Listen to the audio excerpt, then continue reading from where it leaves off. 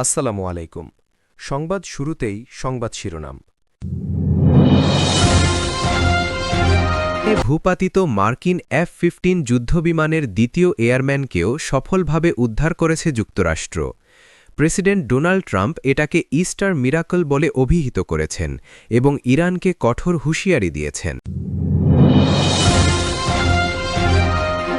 এতক্ষণ শুনলেন সংবাদ শিরোনাম, এবার বিস্তারিত।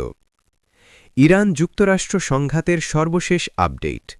শুক্রবার ইরানের আকাশে মার্কিন F-15E স্ট্রাইক ঈগল যুদ্ধবিমান গুলি করে ভূপাতিত করে ইরান। বিমানে দুজন ক্রু ছিলেন। প্রথমজনকে দ্রুত উদ্ধার করা হয়।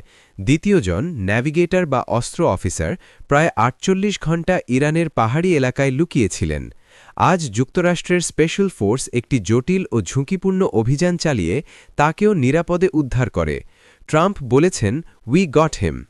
ট্রাম্প ইরানকে হুমকি দিয়েছেন, স্ট্রেইট অফ হরমুজ খুলে না দিলে মঙ্গলবারের মধ্যে ইরানের পাওয়ার প্ল্যান্ট, ব্রিজ ও গুরুত্বপূর্ণ অবকাঠামোতে হামলা চালানো হবে।